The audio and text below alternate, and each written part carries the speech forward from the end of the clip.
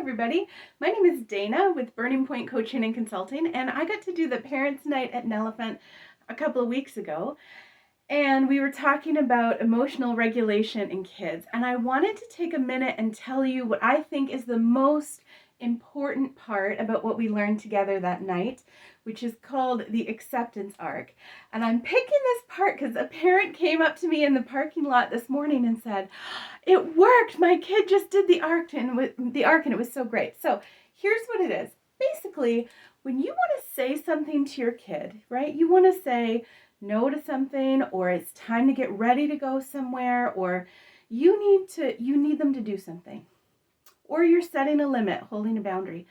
And so often our kids respond to that with anger and devastation, it looks like, and they get really upset.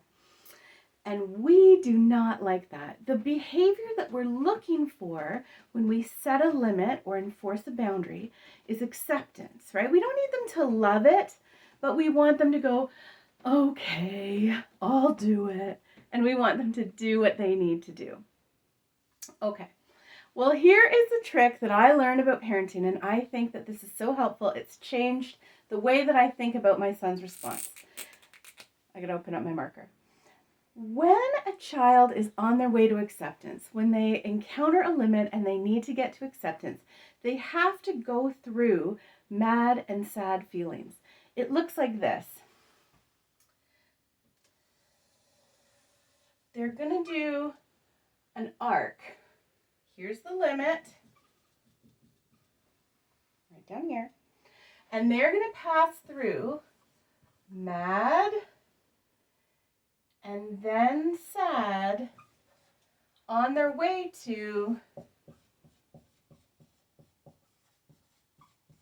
acceptance.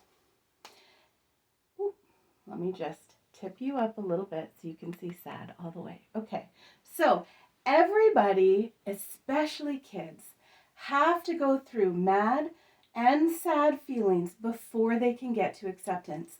It's just how we process a limit, a frustration, hearing no, a loss of control, anything like that.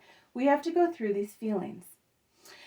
What it looks like, especially in a kid who's toddler or CASA age, is often that they hear a limit.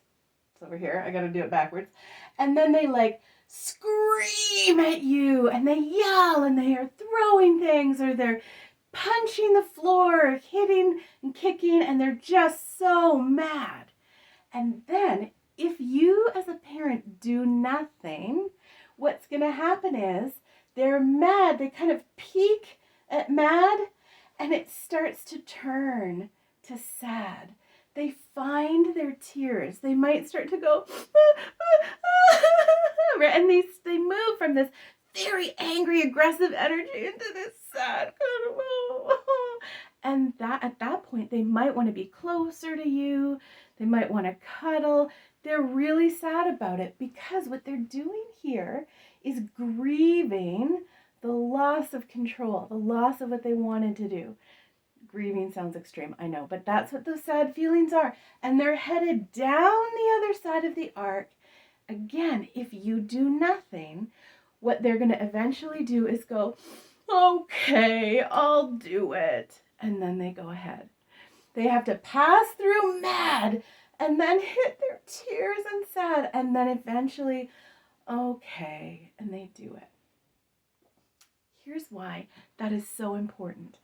Because as parents, we get so upset when we see the mad, especially if our request is very reasonable, very normal, right? You have to eat breakfast. You're the worst mom in the world. What are you talking about? It's your favorite breakfast. We have breakfast every day. We feel like mad is just so unreasonable. And then we feel annoyed, or I do, by the sad, because why are you crying about having to put on socks? It doesn't make sense. So these feelings trigger us because we're looking for acceptance. We forget, or we didn't know, because I didn't know. They have to go through. They have to pass through the arc. Now, if a child hears a limit, gets real mad, gets real sad, and then accepts it, they have actually done their job perfectly. They've done exactly what they're supposed to do. And that means that you as a parent can stand back and be like, woohoo, you did it, right? When my kid gets mad, my son's name is Dallas, he's in Casa too. My son gets mad in my head, even though I hate it, it's so unreasonable. In my head, what I say to myself is, he's mad. We're a third of the way through the arc.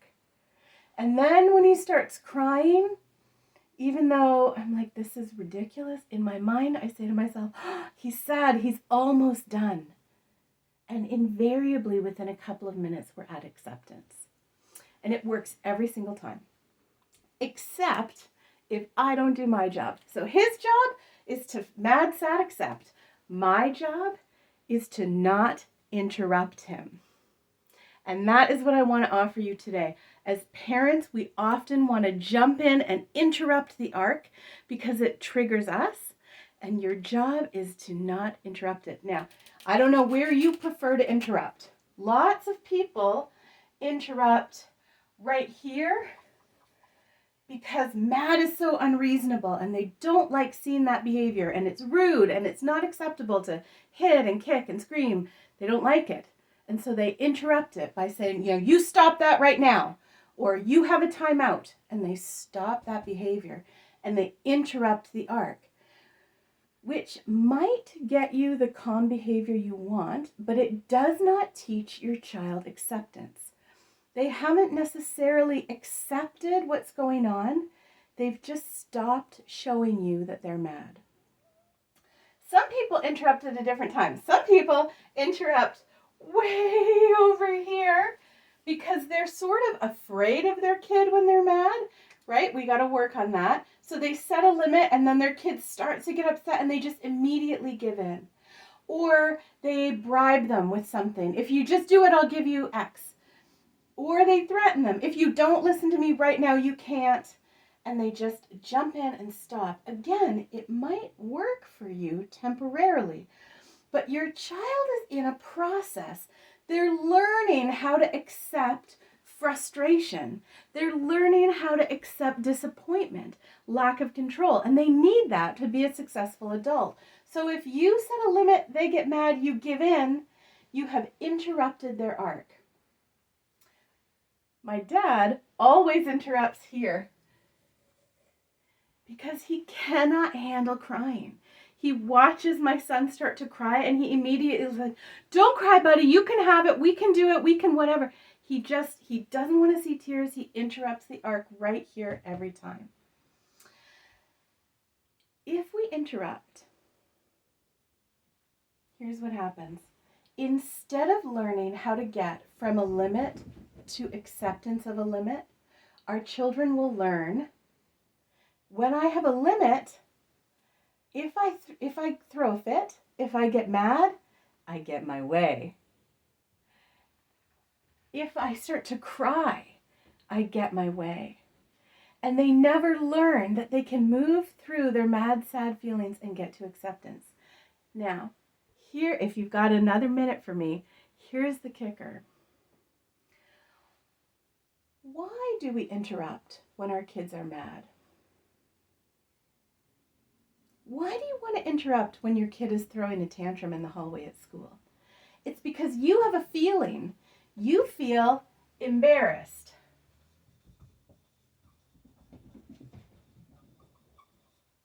Why does my dad interrupt here when my son starts crying? It's because he has a feeling, guilty. He feels guilty.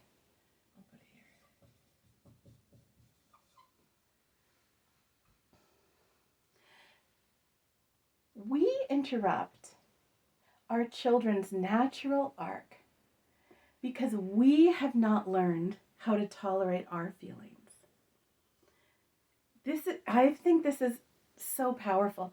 We actually, as adults, have not always learned how to get through our arc, right? Because essentially, when I ask my child to do something and they drop on the floor and start having a tantrum, they have set a limit for me. They've just said no to me. And I have lost control. I feel like I've lost control. I haven't. I'm a parent. I feel like I've lost control. I feel like I don't know what's going on. Do you know how I feel? When my kid is having their own tantrum about whatever, I feel mad. And if it keeps going, I feel sad because my day is not going to go the way I wanted. Is this going to be this kind of day again? And then eventually I can come to acceptance, except we very rarely get there. We interrupt our own arc. So here's the thing. We all need this. We are giving our children a gift when we allow them to go through their arc. I'm going to wipe off my underneath words. When we allow our children to go through this arc uninterrupted, we are giving them the gift of self-regulation. We are giving them the gift of understanding how to handle challenging emotions and make it through. That is a powerful gift, and it means that as adults, they will be much more capable of taking on these kinds of challenges. So, when you set a limit and your child starts to react, remind yourself, mad, sad, accept, and wait. And let them get all the way through the arc. Stay near them. Don't interrupt them. But stay near them and watch them do it. Mad, third of the way. Sad, almost there. Acceptance. I'm proud of you for accepting my no. I'm proud of you for doing what we need to do. And you are going to start to see your kids' behavior turn around, and you are going to start to feel like a more competent and confident and in control parent. My website is burningpoint.ca, and I'd love to have you follow me or give me a call if I can help in any way. Take care.